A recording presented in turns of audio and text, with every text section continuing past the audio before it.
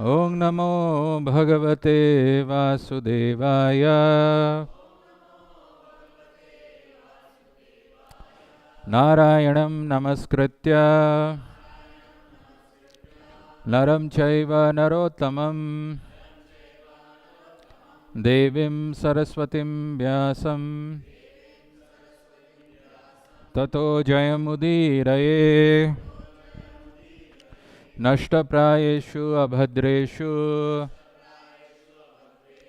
Nityam Bhagavata Sevaya Bhagavati Uttama Shloke Bhaktir Bhavati Naishtiki. So today is the most auspicious day of Ramanujacharya's disappearance. How many of you know who Ramanujacharya is? Have you just heard of? No, heard of. So often what happens is, because of our ignorance or lack of knowledge, we think that this Gaudiya Vaishnavism, it started when? Prabhupada, when he came here in 1966, he met some hippies, and that's how this movement started. And probably nowadays, how many years? 40, 50 years have passed, or 60 years, whatever it is. And we are just followers of this tradition.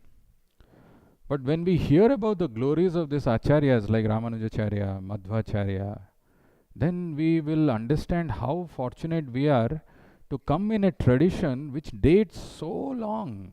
Oh my God, it's just unbelievable. And the glories of these acharyas are just unparalleled. Ramanujacharya, Madhvacharya, these are all extraordinary acharyas who have established this Gaudiya Vaishnavism, not Gaudiya Vaishnavism, the Vaishnavism principles very strictly, very strongly. In one place, Prabhupada says, actually very nicely he puts it, that the statements of the Sankara philosophy, which are the teeth of Mayavadi philosopher, are always broken by the strong arguments of the Vaishnava philosophers, such as the great Acharya, especially Ramanujacharya. So the teeth of the Sankara philosophy, the statements of the Sankara philosophy, which are the teeth of the Mayavadi philosopher, are broken by the strong arguments of the Vaishnava philosophers, such as the great Acharya, especially Ramanujacharya. So Ramanujacharya's theory is known as Vishishta Advaita, qualified oneness. One way of remembering this is Buddhism is called voidism. Voidism is nothing but zero. Remember the number zero? So everything is zero. Then came Shankaracharya, who said everything is one, oneness. I am also God. There is no variety. There is nothing. Actually, it's ignorance. Because of the ignorance, we are perceiving variety in this material world. But when the ignorance is gone, everything is one. So zero, then one. Then came Ramanujacharya, who spoke about Visishta Advaita, which is nothing but 1.5. There is a qualified oneness. We are one qualitatively. We are also Satchidananda Ananda. The Lord is also Satchidananda Ananda. But there is a quantitative difference. We are not the same as the Lord. Then came Dvaita, which is Madhvacharya. So it became two. Jiva is separate, Lord is separate. So then they cannot be same. Now, we start this, and exactly we have usually our temple program 8:15. We have Sainarthi. So our Pujari has already told Prabhu yesterday you exceeded time. You should ensure that it gets over by 8:15. And you have to talk about an Acharya like Ramanujacharya, and you think, how will you compress it? So I don't know how many versions we will have, but the important thing is, if you pay attention to great exalted devotees like Ramanujacharya, whatever you hear, whatever to the extent that you could hear with attention, it will purify your heart to that extent. So maybe today, like we were doing Yajna 2.0, so it will be Ramanujacharya 1.0 today. We will have 2.0, 3.0 sometime. Okay, now pay attention. It's an amazing roller coaster. If you go out of this temple without being moved by hearing Ramanujacharya's this thing, I will tell that probably sun will not rise in the eastern direction tomorrow. It's so powerful. So when we speak about Ramanujacharya, It's important to know that, okay, he comes in which sampradaya? Sri Vaishnava Sampradaya. And Sri Vaishnava Sampradaya doesn't start with Ramanujacharya. He's not the first person to start this Sri Vaishnava Sampradaya. It starts with Lakshmi and the followers of Lakshmi. So, in fact, before Ramanujacharya, those of you who are from South India, you would be very familiar that in Sri Vaishnava Sampradayas, there are these alvars who have come, and they're 12 in number, 12 alvars.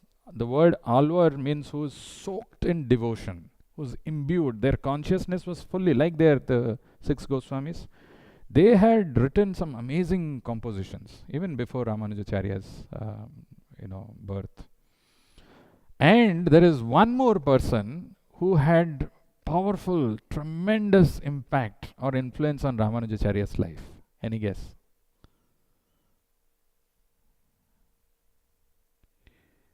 Who is Ramanujacharya's predecessor? Yamunacharya. How many of you know about Yamunacharya? Means you have heard the name. Apart from that, what else you know? Okay, very good. So pay attention. So Yamunacharya, if you are, like let's say, if you have to talk about ISKCON and you don't mention about Prabhupada, that's impossible. So what is ISKCON without Prabhupada? If you speak about Prabhupada and you don't speak about Bhaktisiddhanta Saraswati Thakur, then what is Prabhupada's life? I mean, there is no this thing. I mean, the Bhaktisiddhanta Saraswati Thakur's instruction was so powerful that that gave the mission to Prabhupada to take up to this path of devotion.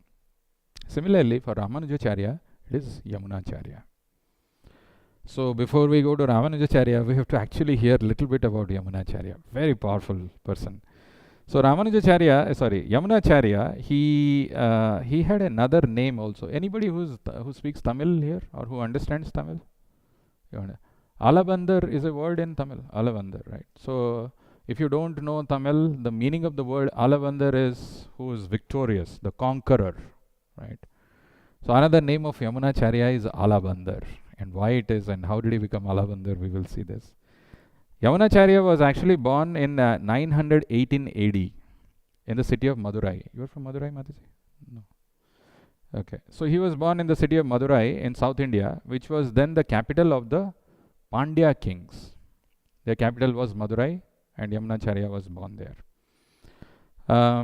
His grandfather was a great devotee of the Lord. His name was Natha Muni. So remember these names. Names have always some special significance because these are not some ordinary, like we said, Tom, Dick, Harry, whatever, right? These are exalted personalities, great devotees. What is his grandfather's name? Natha Muni, okay. Natha Muni was a great devotee of the Lord. He was expert in composing songs in glorification of the Lord as well as in Ashtanga Yoga. So Natha Muni had one son by name Ishwara Muni. Natha Muni's son is Ishwara Muni. Natha Muni is grandfather of Yamunacharya. So obviously Natha Muni's son, if it is Ishwara Muni, he is father of Yamunacharya. He was very intelligent. He was very handsome. They were not having children for a long time. So this Ishwara Muni and his wife, they visited from South India to Vrindavan. All the way from South India to Vrindavan they went and they wanted a child. And immediately after their visit from Vrindavan, they were blessed with a son. Since they went to Vrindavan and after that they got this son, Natha Muni named him as Yamuna. Yamuna, the river Yamuna which flows in Vrindavan. So that's how his name was Yamunacharya. His name was Yamuna. But the joy of this family didn't last long because immediately after few years of Yamunacharya's birth, Ishwara Muni passed away, his father. So when Ishwara Muni passed away, his wife became a widow. Natha Muni was so distressed.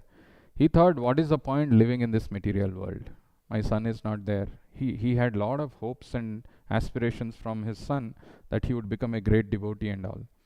But his son is not there, so he decided to take sannyas. He lives to the forest.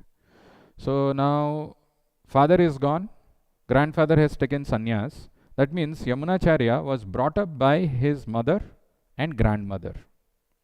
And both of them were very poverty stricken, very, very, very modest upbringing, very poor upbringing. It was very difficult actually. So this Yamunacharya, he went to study at the school of Bhasyacharya. School of Bhasyacharya. Okay, and quickly he became the favorite student of his teacher. He was the most favorite student of his teacher. He learnt this Vedic philosophy very quickly, and because of his sweet and humble nature, everybody used to like Yamunacharya.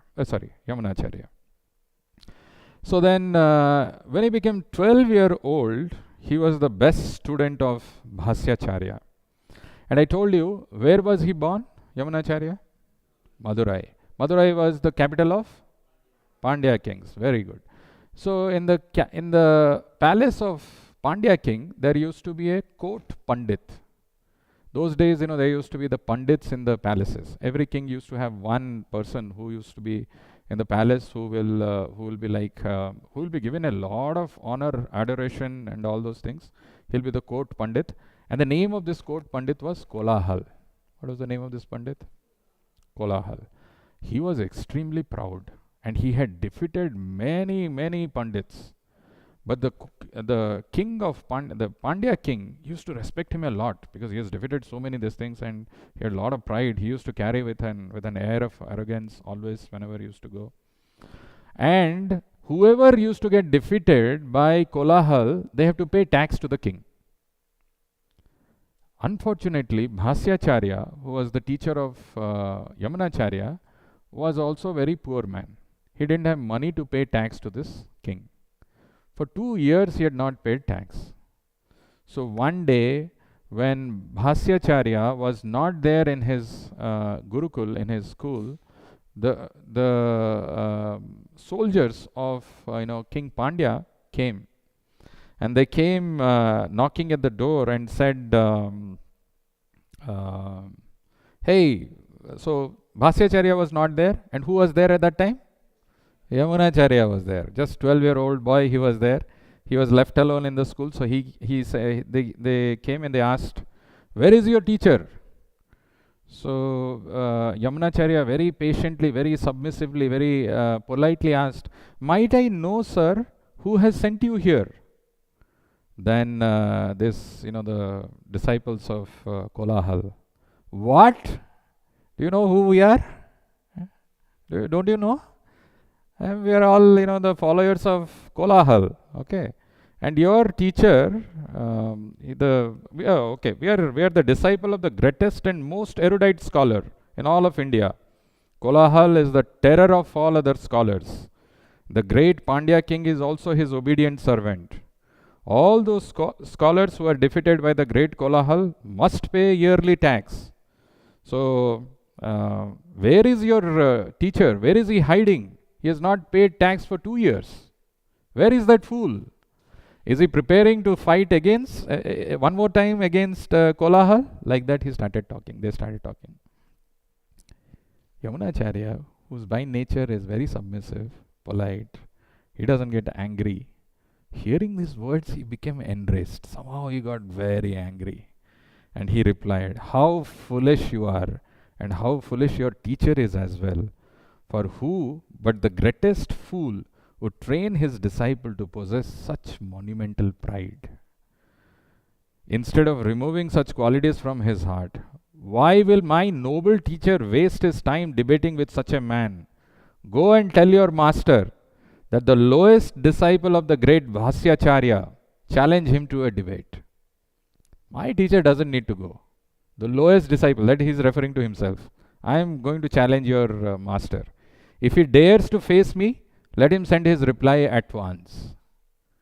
So when these people heard a 12-year-old boy talking like this, they didn't have how to respond. They had no idea. They left from that place. They were angry, they were astonished, and they were indignant, and they left from that place.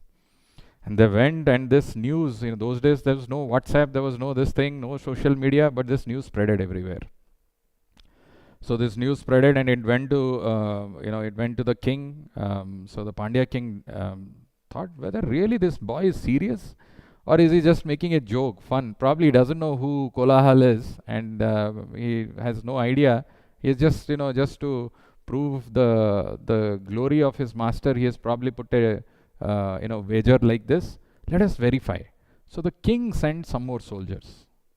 And when the soldiers came to Yamunacharya on the command of the king, the boy, Yamunacharya replied, I will certainly obey the command of His Majesty the king.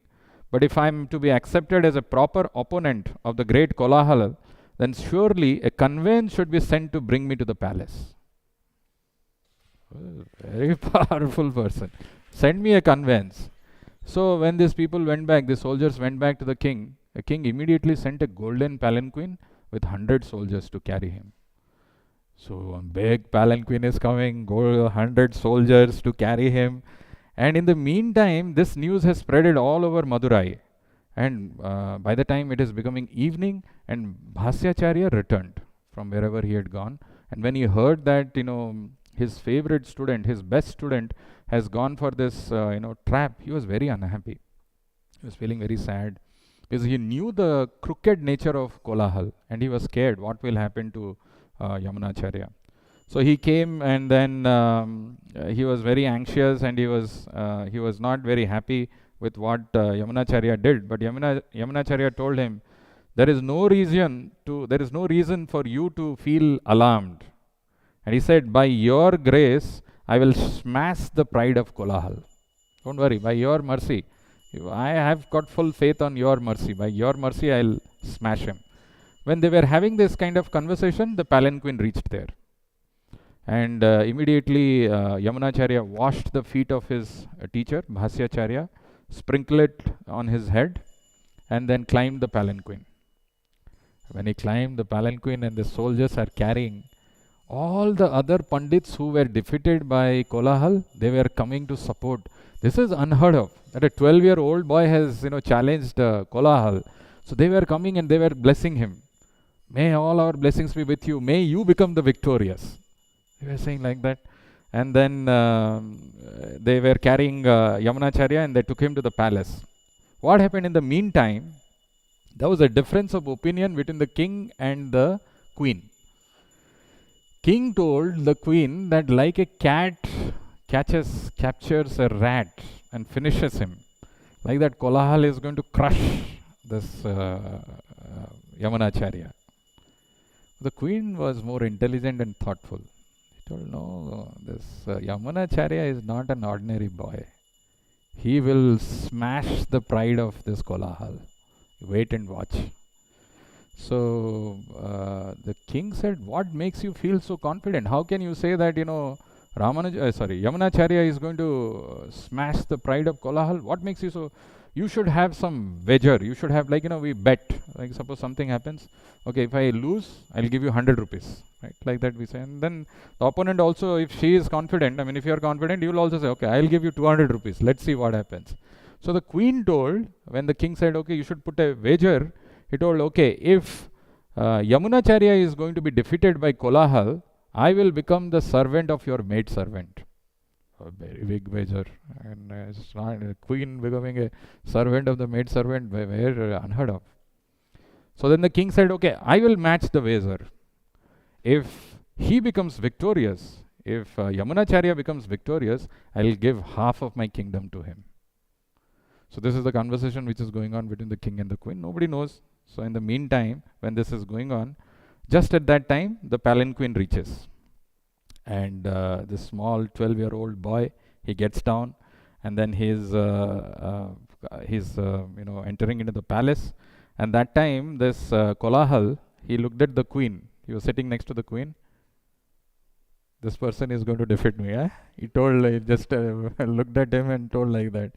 Is this boy who is going to conquer me? And is he, this is your Ala Bandar, huh? Like that he told the queen. The queen very emphatically replied, yes, this person is Ala Bandar. This is the one who is going to conquer you. And then began the debate. Very interesting. Those days there used to be debate, right? This not like now people come, even if they accept, they don't have really solid arguments, they get defeated, still they don't accept defeat. And they continue with their lives. There is nothing like, no change happens. But those days, there's debates. If you are defeated, you are defeated. You have to accept your defeat very gracefully. So the battle began. First, it was turn for Kolahal.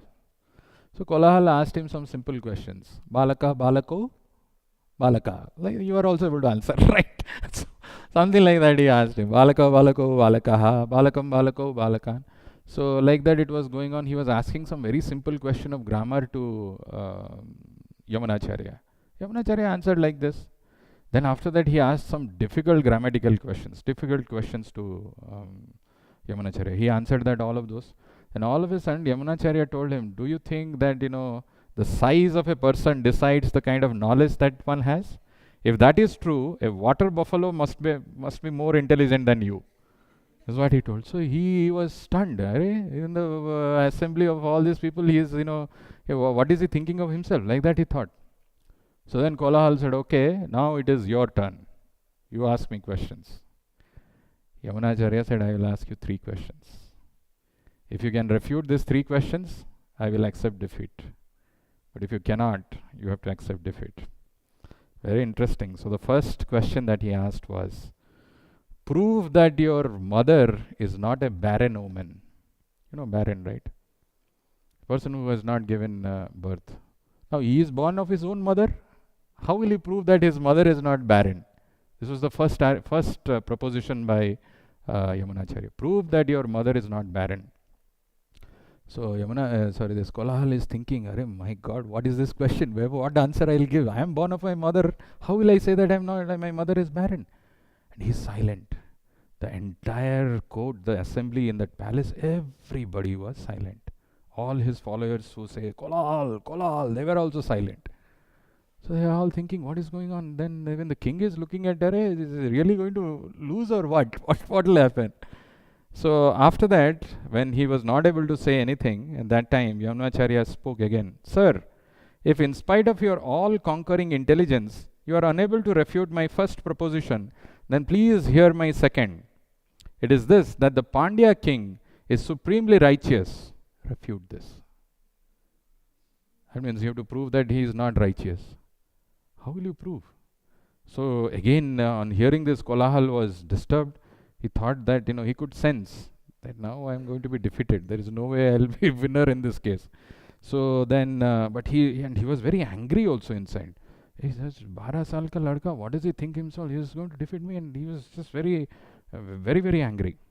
But he was not having any answer, so he was just sheepishly giving a smile, just to control his anger. His face has has changed. It has become red, and he is waiting what to do, but he doesn't have any solution. So he is waiting, and then at that time Yamunacharya spoke again. Here is my third proposition. The queen of the Pandya king is as chaste and faithful to her husband as was Savitri. Refute this. That means the queen is also not chaste. The queen of Pandya king is as chaste and faithful as Savitri. Refute this. How will you refute? Are queen to chaste hoga na? So when he heard this and he doesn't have an answer, he said, what kind of a impudent person you are? You are trying to put blame to the king and the queen? I think immediately the soldiers should capture him and kill him. So but when others saw that he was silent and he doesn't have an answer, they said, no, this is not fair. He has won. You don't have an answer to those questions. He is really the victorious person. So then, but when this, Kolahal said so loudly that he should be put behind the bar or he should be killed, all his followers, yes, yes, yes, yes, they started shouting. So at that time, Yamunacharya told, keep quiet, don't worry. I will refute those things. I will tell him how to refute these things. So the first proposition that he had was, what was the first proposition? Your mother is a barren. Refute this. So as per Manu Samhita, it is mentioned, if a mother gives birth to one child, even though it is just one child, she is considered partially barren. Since Kolahal was the only child of his mother, hence she is barren. That was the first refutation. Second one that he told was the king. King is not righteous. So again, as per Manu Samhita, as per the scriptures, the king takes 1/6 of the pious credit of all the subjects. Because he's the king, he's the representative. If the subjects, they are doing pious activities, 1/6 of that credit goes to the king. But now, since this is Kali Yuga, the subjects are indulging in sinful activities. 1/6 of their sin goes to the king. Even though the king is righteous himself by his conduct, because his subjects are indulging in sinful activities, 1/6 of that is going to him, hence he is not. And the third one that he had was, Queen is faithful and chaste like Savitri. How do you refute this? So he said, again, as per Manu Samhita, a king is the representative of Agni, Vayu, Surya, Chandra, Yama, Kuvera, Varuna, and Indra. 8. That means the king is not the only one who is married to your wife. 8 people have married. Hence, he is not chaste. So when he heard this wonderful answers, all the people who were there in that court, in that palace, they all shouted together, Alavandar, Alavandar. Alavandar means he has conquered. He has conquered. The king immediately came forward and embraced Yamunacharya. Just as on the rising of the sun, he said, all the insignificant stars fade away. So you, O learned Alavandar, have conquered the proud Kolahala by your learning and skill. So this fellow, just a short while ago, was demanding your death. Now you decide what you want to do with him. Of course, Yamunacharya forgave him. It's not like he killed him or anything. And as the king had told that he would give half of his kingdom, so he gives it to Alavandar. And Alavandar was just 12 years old, but he started ruling the kingdom. And knowing this, some of the neighboring countries, they thought that we should take advantage. He's just a 12-year-old boy. Let us finish him. But he got to know this from his spies, and before they could attack, he attacked with all his soldiers. And he conquered over all of them. And he expanded his kingdom like anything. But here comes the turn. These are all nice, wonderful things to hear. But how he became Yamunacharya? What happened was, in this way, he enlarged his domain and began to rule the kingdom. Unfortunately, although he was a shrewd and righteous monarch, he became distracted from his spiritual understanding by political dealings and the sense pleasures that go along with a high position. He forgot that this life is but a temporary stage in our eternal existence and gradually gave up his acts of devotion to Lord Vishnu. It happens, right, with position, with power, with all his political diplomacy and shrewdness when he was ruling the kingdom. He forgot about his spiritual duties and his obligation to Krishna or Vishnu, just become completely ignorant. Then, now, going back, some flashback. Now, who was the grandfather of Yamunacharya? Very good, attentive, good. So, Nathamuni, in the meantime, he was about to die. So, now, many years have passed. When he conquered over Kolahal, what was the age of Yamunacharya? 12 years old. Now he is 35 years old. Okay. And this Nathamuni is about to die. He heard that, Yamunacharya has now become distracted. He's indulging in sense pleasures. He has forgotten his devotion to Vishnu. So he had a scheme for Yamunacharya. He called one of his disciples and he told, when he was on his deathbed, my dear grandson Yamunacharya, who is known as Alabandar, has forgotten the greatness and glory of Lord Vishnu, being attracted by the temporary pleasures of this material world. Now I am preparing to give up my life, and I can do nothing more to deliver him. Therefore, my last request to you is that you save my grandson from the darkness of nations in which he is now sunk. He is telling this to his disciple, whose name is Ramanujacharya. He told this, and he passed he breathed his last. He passed from this material world. So Ram Mishra, he being a dutiful disciple, never forgot this last instruction of his Guru Maharaj. Therefore, several years later, he went to the palace seeking an interview, seeking an opportunity to meet the king. But how easy it is to meet the king. It's not that easy, right? So he was guarded with soldiers, chariots, and other kings and all. So he couldn't find a chance to meet him. So at that time, what he did was very interesting, Ram Mishra's scheme that he applied. So Ram Mishra was actually also a very learned scholar in Ayurveda.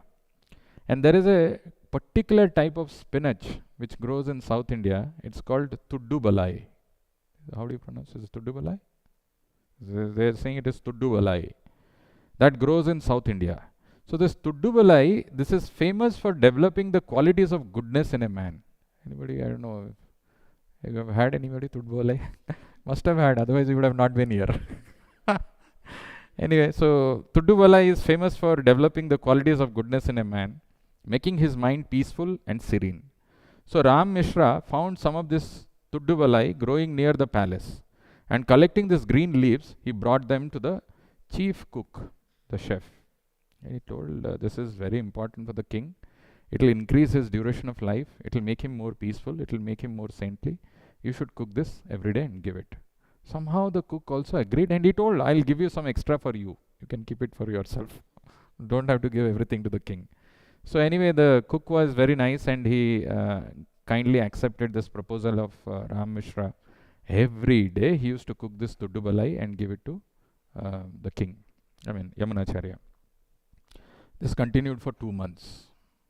And he got now so used to that taste. Every day he would relish that Tuddubalai preparation. One day he stopped. He didn't bring Tuddubalai. So now the king became curious. Hey, why didn't you cook that Tuddubalai? He called his cook and said, I'm a king. Why did you make this today? He said, no, there is one sage who comes and he gives every day. He doesn't take any money for that. But he has been giving today, he didn't come. So then the king told, the next time he's here, you bring him in front of me. That was the scheme that Ram Mishra was following. So the next time when he brought Tuddubalai, immediately he was brought before the king, before Ramanujacharya. And then Ramanujacharya said, oh, holy sage, I am your servant. Please accept my obeisances at your feet. I have heard that every day you gather and bring Tuddubalai for me and will accept no payment for this service. Is there anything that I can do for you? This is what the king is asking. Hearing this, Rama Mishra said, I have something very important to tell you. So the moment you say, that's the most confidential knowledge. You are all ears. So, and he told, I want to tell you in private. Even more this thing. So everybody, whoever was there in that soldiers, everybody, dispersed. And when the cook had been dismissed, everybody has gone out. He told, some years back, your grandfather, the renowned Nathamuni, left this world and returned to Vaikuntha. But before he departed, he left in my care a great treasure. Big treasure is with me. To be given to you at the right time. Now I am asking you to accept this treasure. So Ramanujacharya was so pleased. They were about to fight. They were about to combat their neighboring country, and they wanted a lot of wealth. The moment he heard, so he said, you have been giving this Tuddubalai, you are a saintly person, you are talking about Nathamuni, who is a great devotee, so your words must be true. So immediately let's go. So I will, take half of my army, all of us we will march to get that treasure. I said, no, you can't get any person other than yourself. Only you have to come with me. And he said, if you follow me, I will take you there. It is kept within 7 walls, between 2 rivers, guarded by a great serpent. Every 12 years, a demon from the south goes to inspect the treasure, which is guarded by mantra. Through the power of mantra,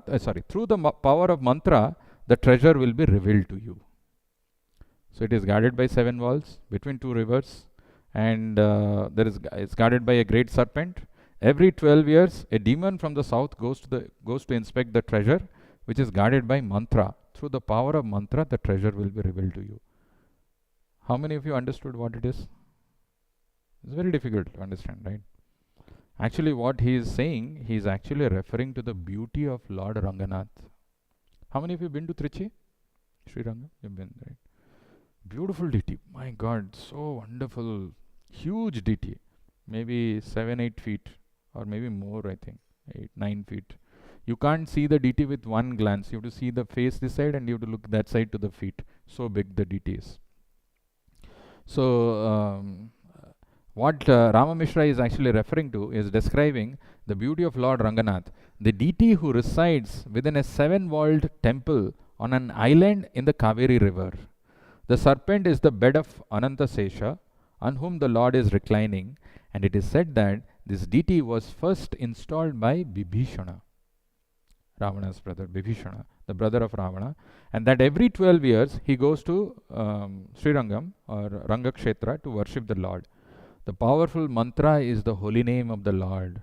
For by chanting the holy name, one is able to gain the transcendental vision by which one can appreciate that the deity is non-different from the Lord himself. So this treasure which he is talking about is the beauty of Ranganath, and this is how he told. Anyway, Yamunacharya couldn't understand anything. Then they started for the journey. He said, let's go to that place. And Yamunacharya and Rama Mishra, they were going together. They felt tired and they sat down in one place. They took some rest. When they sat down at that place, it was at that time this Rama Mishra, he started reciting Bhagavad Gita slokas very sweetly, loving voice. All the 18 chapters of Bhagavad Gita he recited. So it was many years since Yamunacharya had read and studied this great scripture. And while he had ruled as a king, the sublime teachings of the Gita had been far from him, from his heart. But now, as he listened to Ram Mishra's sweet voice bringing forth the words of Sri Krishna, he began to realize the illusory nature of his position as a king, and to see how he was neglecting the real goal of life. When Ram Mishra had finished chanting all the 18 chapters, Yamunacharya fell down at his feet.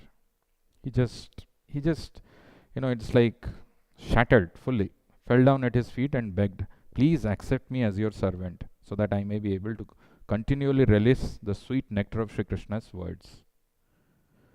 So now, when he saw the transformation in Yamunacharya, Rama Mishra told, why don't you stay down? Why don't you stay here for some more days? Anyway, we'll go. The treasure is not going anywhere. It has been there since long. And your kingdom, anyway, you have given somebody responsibility to rule the kingdom. You be here with me for some time. So he agreed to the proposal, and every day he heard Bhagavad Gita, which we are trying to understand, all of us, right? So powerful. One day, when Rama Mishra was teaching the 8th verse of the 12th chapter of Bhagavad Gita, 12.8, very powerful verse. When he was singing that verse in a choked manner with tears, Mai eva mana adhatsva, mai buddhim niveshaya, nivaishyasi mai eva, ata urdhvam na samshayah. The meaning is, just fix your mind upon me, the personality of Godhead, and engage all your intelligence in me. Thus you will live in me always without a doubt. We can live with the Lord always. Fix your mind upon me, personality of Godhead.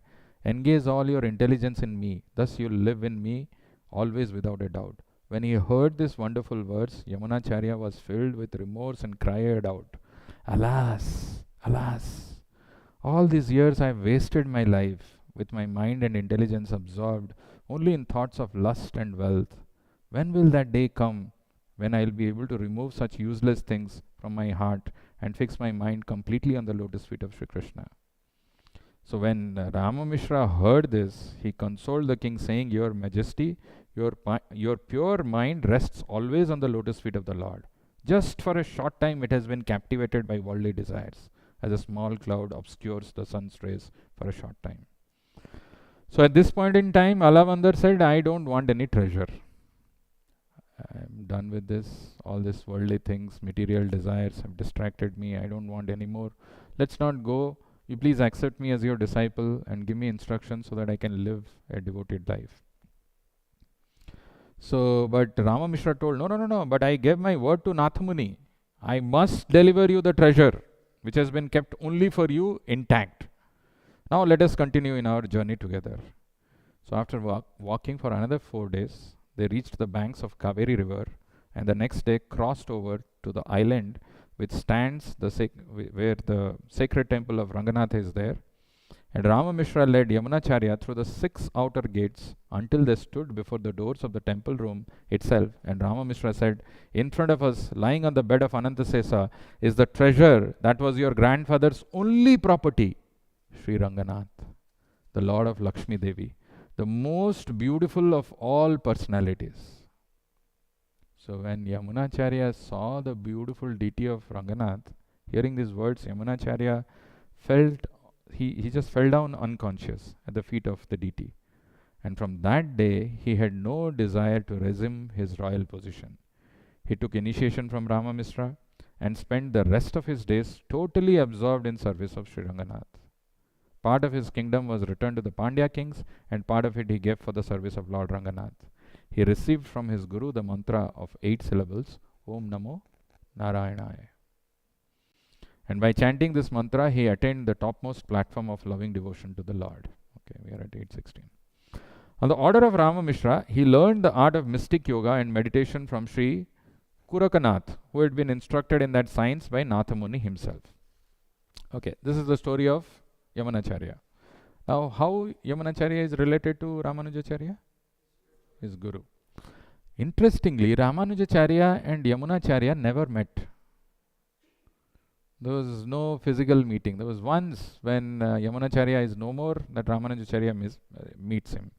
So one of the Yamunacharya's chief sannyasi disciples, his name was Sailapurna. What was his name?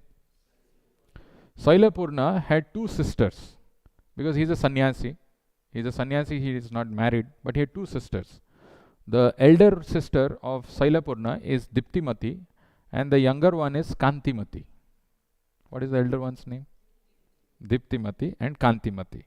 So this Diptimati, she was married to Keshavacharya, Asuri Keshavacharya.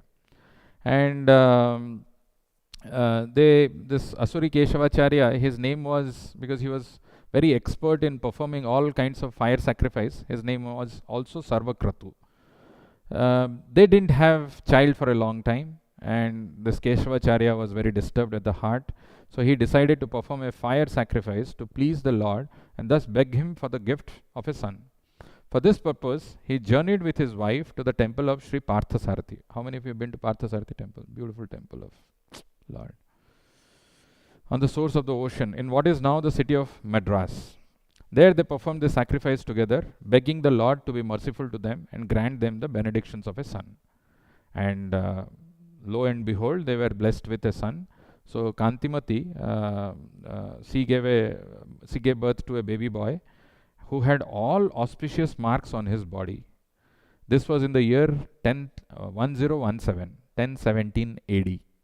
And it was this child who grew up to be renowned all over the world as Sri Ramanujacharya, the great devotee of Lord Narayana. At the same time, Kantimati's younger sister, Diptimati, she also gave birth to a son. And that the name of so there were 2 nephews. Sailapurna immediately came to their house and he did the naming ceremony. So the son of Kantimati, he gave the name as Ramanuja, or a name of Lakshmana, which means the younger brother of Rama. And to Diptimati's son, he gave the name as Govinda. So now we're at 8:20. Our Pujari is waiting. So this is Ramanujacharya 1.0. We'll have to have the 2.0 and some beautiful story how Ramanujacharya has so many wonderful things. As I told you, you go back, you hear about this glorious activities of these devotees, your heart will be filled with so much of content. My God, these acharyas have done so much. What we are inheriting is not something ordinary. Lot of sacrifice, lot of hard work has been done by these acharyas, so that we are reaping the fruit, the benefits which is available to us in this form of deities, in the form of Srila Prabhupada's instructions. We should never, devalue them. We should never take them granted. Very great benediction that we are getting this. Okay, we will have 2 minutes quiz, just 2 minutes. Okay, and then with that we will stop. So who can tell me the name of the grandfather of Yamunacharya? Raise your hand. Okay, there are so many hands raised. Okay, Nathamuni, very good. Who can tell me the 3 arguments which Yamunacharya put forward before Kolahal? Okay, Bhakta.